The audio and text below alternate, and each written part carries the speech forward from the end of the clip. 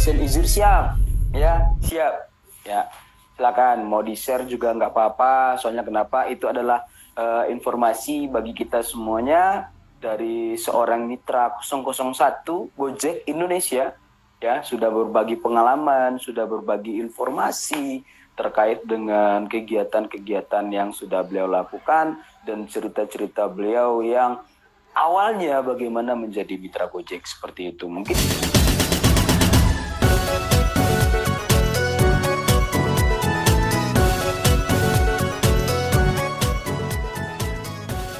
sulit kita waktu itu. Saya juga nggak kebayang juga nih Pak De. Soalnya kan saya baru gabung di Gojek itu 2019 kan ya. Jadi Pak De ini udah lebih senior lah daripada saya lah gitu ya. Nah, terus nggak kebayang juga itu. Mungkin bagi kawan-kawan di lapangan sekarang udah digampangkan, udah dimudahkan lah dengan ada Google Map-nya, dengan aplikasinya. Mungkin kalau misalkan kawan-kawan dulu di lapangan merasakan juga ya bagaimana rasanya dengan call center, habis itu ditelepon jaraknya sekian jauh gitu loh kan. Mungkin kawan-kawan juga lebih paham lah kondisinya pada saat sekarang ini dan mengerti dan merasa lebih gampang lah rasanya untuk menjalankan orderan seperti itu Pak De. Ya kan? Waduh, langsung bergerak ya kan.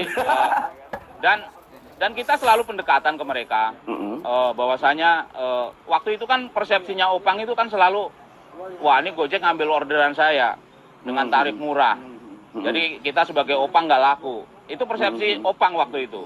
Jadi kita pendekatan ke pihak Opang, ayo bang kita gabung bang, masuk ke Gojek bang. Selalu kita ajak mereka untuk gabung, karena apa? Kami kan waktu itu pengen mau ngebit kemana aja aman dan nyaman. Waktu itu misi kita hanya itu. Jadi selalu kita ajak itu opang-opang semua untuk gabung. Oh gitu ya Pak De. Jadi ya kalau misalkan untuk Deopang lah itu dari cerita semua dari mitra kita juga. Dan apa namanya ya mungkin udah sekarang nggak terlalu seperti yang dulu lah. Kalau misalkan dulu emang benar-benar berjibaku dan segala macam.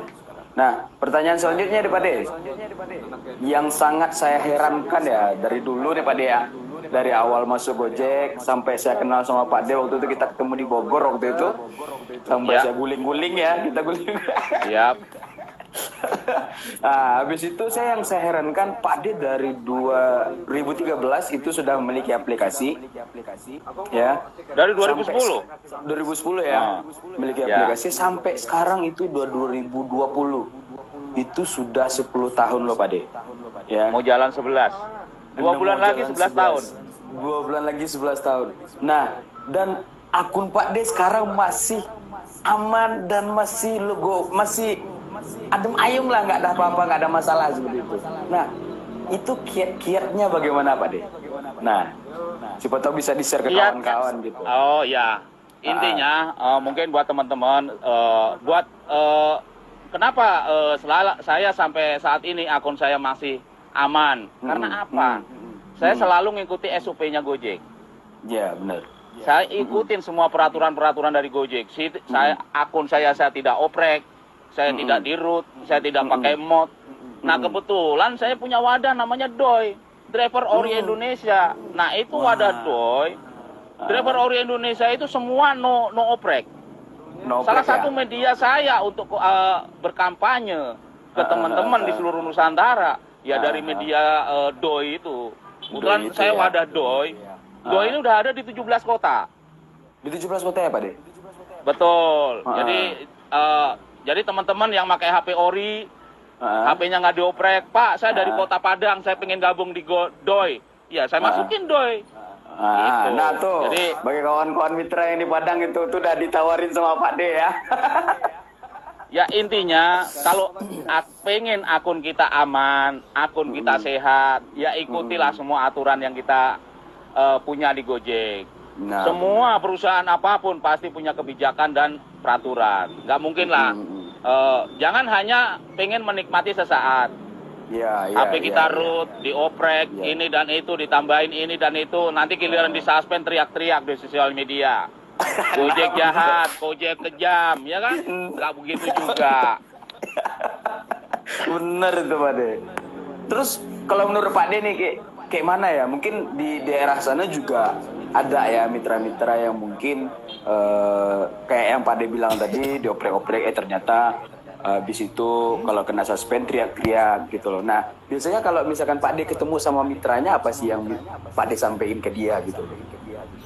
Nah kebetulan nih tempat biasa saya ngebit di base camp saya ini zona merah untuk pemakaian APK mod. Waduh. Wow, itu luar biasa. Itu tantangan paling berat yang saya hadapin. Ya kan? Kalau nggak sabar-sabarnya tiap hari itu mereka sajak berantem. Aduh. Lah, intinya mereka udah 3 kali 4 kali ngebit lah, kita mah belum. Mereka yang seliwer-seliwer. Nah, cuman saya berkeyakinan bahwasanya APK Ori akan menang di saatnya nanti. Nah, terbukti sekarang. Terbukti sekarang yang pakai APK mod, mereka hanya jadi penonton untuk di Jakarta sekarang. Boleh diadu. Bahkan mereka kalau ngobrol bareng, ayo bang, lo kan pakai mod, gue Ori nih, ayo kita adu bareng. Duluan siapa orderan masuk? Saya tantangin mereka. Dalam arti tantangin dalam hal segi positif. Jadi kami berharap mereka yang pakai mod kembali ke jalan yang benar. Nah iya benar itu. Nah bagi kawan-kawan nih, itu yang udah disampaikan sama Pak De ya solusinya. Jadi Pak De itu udah mau masuk 11 ya, tahun yang ke-11 itu sampai sekarang akun beliau masih aman dan sejahtera istilahnya seperti itu. Jadi kiat-kiatnya adalah untuk hindari aplikasi-aplikasi yang akan berimpact kepada akun kita semuanya seperti itu. Karena menurut Pak De mungkin ya hal instan itu tidak selalu baik ya Pak De ya. Hal instan itu tidak selalu baik seperti itu. Jadi itu untuk bagi kawan-kawan. Nah selanjutnya Pak De, selama jadi mitra Gojek ini dari tahun 2010 sampai sekarang, apa sih perubahan yang Pak De rasakan pada saat sekarang ini? Ya kalau perubahan yang pastinya banyak. Salah satunya, mohon maaf, kalau saya dulu bicara Opang, mau masuk gedung-gedung aja kan kita minder. Iya. Nah, jadi saya berani keluar masuk gedung, ya kan? Wawasan saya juga bertambah luas. Teman saya ada di seluruh penjuru Nusantara. Iya, itu hal positif. Tahu Pak De gitu sekarang. Jadi betul. Terus kalau kita bicara materi, manusia itu nggak ada habisnya. Ya, kalau saya hanya bersyukur dalam artian anak istri saya bisa tercukupi, bisa sekolah, bisa makan sehari-hari. Itu udah hal yang luar biasa menurut saya. Keberkahan yang Tuhan berikan kepada saya itu sangat saya syukuri. Jadi banyaklah manfaat sebelum dan sesudahnya saya gabung di Gojek. Jelas ada perubahan dari segi-segi pendapatan, hal-hal yang lebih berpositif. Nah, kalau saya nggak masuk di Gojek, mungkin saya nggak ketemu Pak Presiden Joko Widodo dan ngobrol bareng. Nah, itu hal yang nggak bisa saya lupakan seumur hidup. Iya benar-benar. Saya udah lihat videonya dan saya juga udah lihat di Instagramnya Pak De. Ya, udah bisa ketemu dengan Bapak Jokowi gitu loh. Sedangkan saya udah di Gojek sama Pak Nadiem aja belum ketemu. Pak De udah ketemu sama Pak Nadiem gitu loh. Aduh. Nah, kalau Pak Nadiem kebetulan saya ini kenal dengan beliau emang dari awal. Jadi kalau saya bilang udah kayak sahabat ya. Kalau sahabat ya. Kalau ditanya kedekatan sejauh mana, ya saya dekat. Karena apa? Saya kenal beliau dari 2010 sampai saat ini pun saya masih dekat. Karena masih berhubungan baik. Ya, jadi saya bangga dengan pemikirannya Pak Nadiem, pola pikirnya salah satu manusia jenius menurut saya di Indonesia. Itu Pak Nadiem. Luar biasa. Bisa membuka lapangan pekerjaan buat warga negara Indonesia. Lebih kurang 2 juta lebih mitra yang ada di Indonesia bisa menikmati penghasilan dari Gojek. Iya. dan tidak terpengaruh kayaknya yang kayak pandemi sekarang gitu lah ya Pak De ya, masih bisa on beat juga, masih bisa mendapatkan penghasilan juga seperti itu. Nah, sekarang kondisinya di Jakarta bagaimana Pak De? Sekarang kemarin saya dapat informasi bahwa penambahan di daerah Jabodetabek itu ada 404 ya untuk yang positif COVID. Nah, kondisi di Jakarta bagaimana sekarang nih Pak De? Untuk kondisi di Jakarta, ya untuk penambahan COVID ada sekitar 400-an, tapi untuk kondisi orderan emang belum stabil yang kita harapkan. Nah, ya. Nah, tapi kita masih bersyukur dalam artian untuk GoRide sendiri pun sudah dibuka, ya kan, dari pemerintah. Jadi paling tidak nggak seanyap lagi gencarnya pandemi. Ini udah mulai ada napas-napas kehidupan kalau menurut saya itu. Jadi teman-teman juga menyadari, teman-teman militer pun menyadari bahwasanya di situasi yang COVID ini orderan masih sangat kurang, itu mereka pun harus menyadari. Ya soalnya kita lihat di kondisinya pun emang nggak bisa dipaksain juga ya Pak De ya. Emang dari segi masyarakatnya pun juga turun pendapatan, ada yang udah nggak bekerja lagi gitu loh kan. Jadi emang kebiasaan dari masyarakat itu yang berubah seperti itu. Nah, jadi bagi kawan-kawan nih, nah tadi udah ditawarin tuh sama Pak D, sama wadahnya Doi ya Pak D ya, Doi ya? Ya, Doi, Driver Ori Indonesia. Driver Ori Indonesia, itu berdirinya semenjak kapan tuh Pak D? Kebetulan kita baru mau jalan 2 tahun. Baru jalan 2 tahun ya? Ya, ya salah satu pendirinya saya. Ya, base-nya itu di mana? Base campnya kalau diklik di Google Map pun ada. Jalan Kasablanka nomor 1. Daerah Saharjo, Tebet. Oh, dari Tebet. Iya. Oke. Itu base camp kita. Nah, kalau pengen nih misalkannya Doi sampai ke Padang itu Pak De, itu gimana caranya gitu? Caranya sih cukup mudah. Yang jelas satu, HP benar-benar harus ori. Nah, itu syarat mudahnya. Nah, itu terus kirim biodata ke kami, nama lengkap, nomor handphone Gojek, nomor handphone WA, ya kan? Nah, nanti kita data. Paling tidak kan kita ada database buat anggota kita seluruh Indonesia. Luar biasa. Itu. Soalnya kita lihat udah cukup mudah 17 kota ya. 17 kota ini udah termasuk wadah yang besar di Indonesia nih Pak De. Ya, saya bilang untuk wadah Doi berkembang sangat pesat. Kita baru mau jalan 2 tahun, tapi animo teman-teman di Nusantara luar biasa karena mereka pun sama sepaham dengan kita, tetap memakai aplikasi Ori. Ya, jangan lupa bagi kawan-kawan, jangan lupa menggunakan aplikasi Ori, ya. Nah.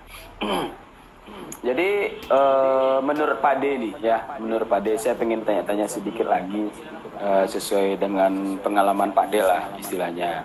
Nah jadi beberapa tahun ini kan banyak perubahan-perubahan yang dilakukan dari Gojek itu sendiri seperti itu.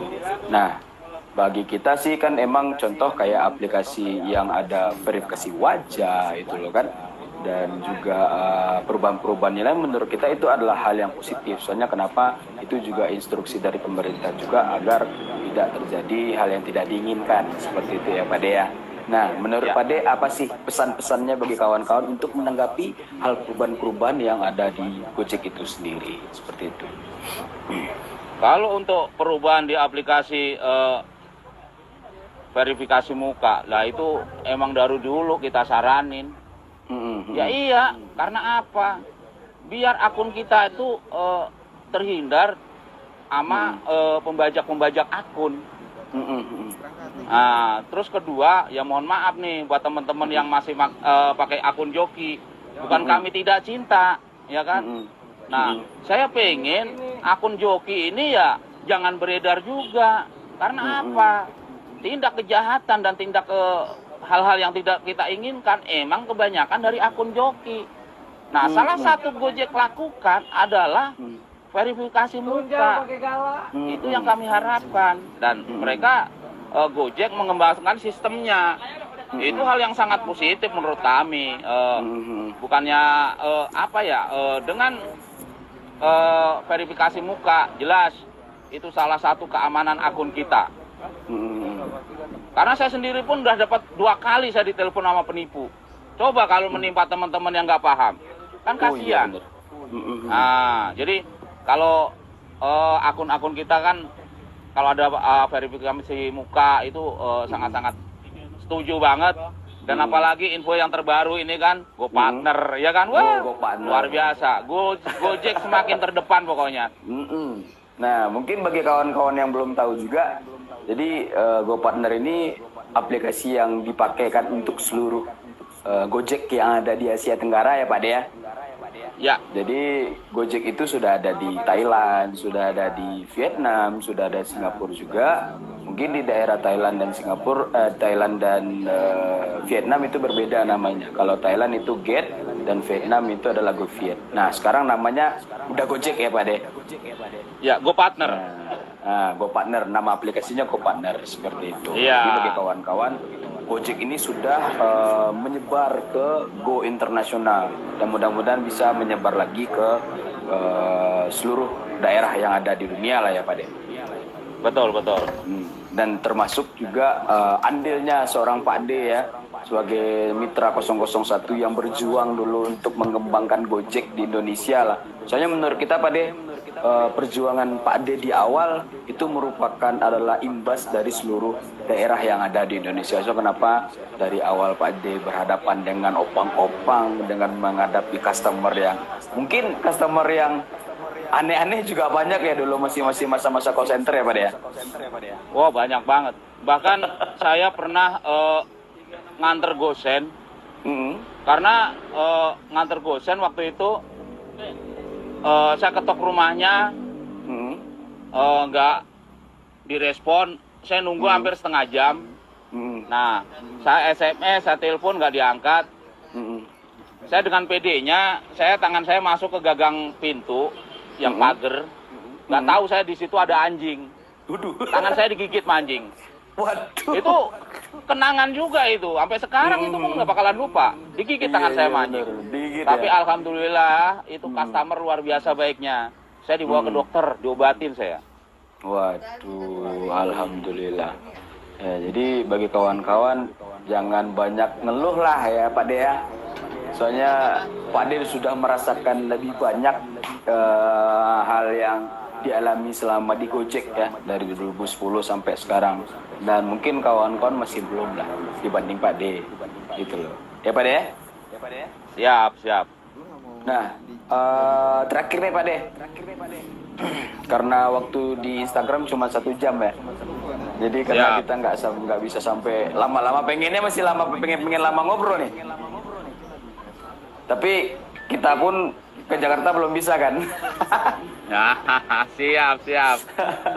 Nah, pesan nih dari Pak De untuk rekan-rekan mitra seluruh Indonesia mungkin yang lagi nonton Kopdar kita sekarang gitu loh. Apa sih pesan-pesan Pak De? Ya, pesan saya sih satu, tetap jaga tali silaturahmi antar sesama rekan mitra di penjuru Nusantara. Kedua, selalu gunakan aplikasi Ori yang dari Gojek. Ketiga, ada nih ya. Tetap semangat di saat pandemi ini. Dengan slogan 3J, jaga kesehatan, jaga kebersihan, jaga keamanan. Salam Doi. Oh iya, saya nitip salam. Kebetulan ini komunitas saya, semua di wilayah-wilayah Indonesia. Ini kan ngikutin semua nih Kopdar ini. Ada PDGI. Iya, bener. Mungkin udah Taufik kaget nih. Wah, ini kok yang banyak banget. Nah, kebetulan ada dari PDGI ya. Ini komunitas besar juga nih. PDGI ini ada seluruh Indonesia ada. PDGI. Iya, ada. Persatuan Driver Seluruh Indonesia, PDGI, Salam Nganga. Nah, ada komunitas komunitas Doi yang ada di 17 kota, salam juga. Nah, satu lagi nih, udah Taufik. Iya. Komunitas sosial saya namanya GoPay. Gojek Peduli Anak Yatim. Nah, ini satu lagi kami nih. dari GoPay ini menyantuni anak-anak yatim dari almarhum driver Gojek. Oh gitu. Iya, iya, Ya. iya. Boleh Nah, boleh itu- dibantu informasi nih Pak De? Nah, betul loh. Kita kebetulan menyantuni anak-anak almarhum driver Gojek se-Jabodetabek. Itu rutin kita santuni setiap bulan. Nah, yang kita santunin itu ada 399 anak Waduh. dari anak almarhum driver Gojek. Nah, itu Itu kalau- semua murni dari teman-teman mitra driver. Oh, berarti Dananya itu dapat emang- dari mana? Dananya dari teman-teman mitra driver yang punya base camp, yang membantu berdonasi buat kelangsungan sekolahnya anak-anak yatim dari almarhum driver Gojek tersebut. Waduh, mantap nih, mantap. Waduh, ini kegiatannya luar biasa nih, Pak De. Ini emang keren nih, Ya. serius. Soalnya kita baru tahu ya terkait dengan Ya. GoPay ini, dan kegiatannya emang luar biasa banget ya. Jadi Pak De, harapannya nih jangan di Jabodetabek aja nih, Pak, dapat sampai ke Padang Oh, ya. juga GoPay-nya gitu. Kebetulan GoPay sudah ada di kota Surabaya, udah mengikutin GoPay, ya mereka juga udah nyantuni anak-anak almarhum driver Gojek di Surabaya.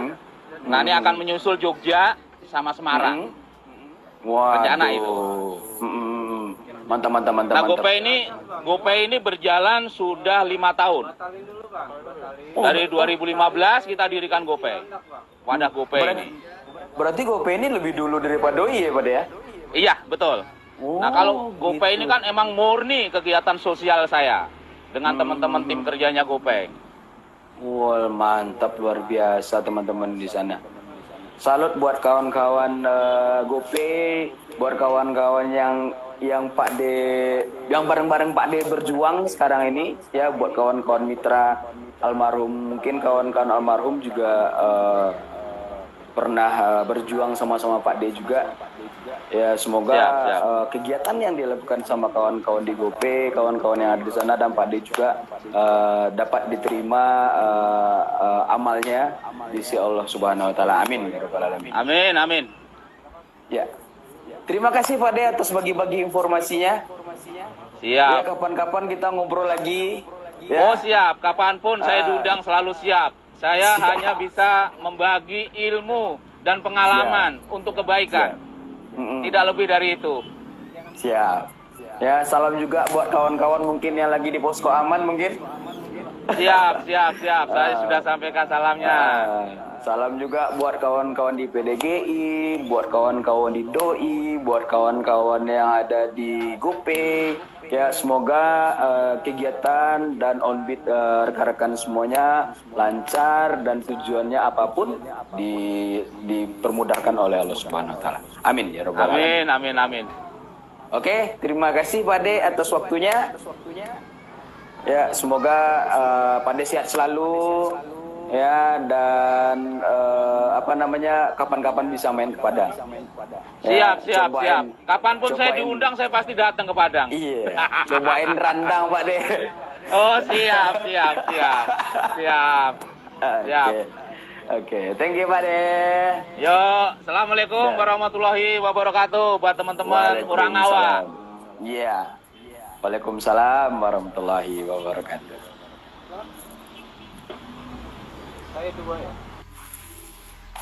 Oke, ya itu adalah kegiatan kita tadi, berbagi-bagi informasi dengan Pak De, ya Pak De 001, siap cerita ojek online, Sen Izir siap, ya siap, ya silakan mau di share juga nggak apa-apa, soalnya kenapa itu adalah informasi bagi kita semuanya dari seorang mitra 001 Gojek Indonesia. Ya, sudah berbagi pengalaman, sudah berbagi informasi terkait dengan kegiatan-kegiatan yang sudah beliau lakukan dan cerita-cerita beliau yang awalnya bagaimana menjadi mitra Gojek seperti itu. Mungkin tidak semudah apa yang telah rekan-rekan rasakan pada saat sekarang ini. Karena menurut saya yakin bahwasanya mungkin di kawan-kawan di awal menjadi mitra Gojek, apalagi di saat menjadi call center itu, saya nggak kebayang. Soalnya kenapa? Bayangin aja menjemput orderan aja itu jaraknya dalam 6 kilo. Itu luar biasa. sahabat Pendiki Tangerang selalu sehat selalu buat Udah Taufik ya. Salam buat semua. Siap.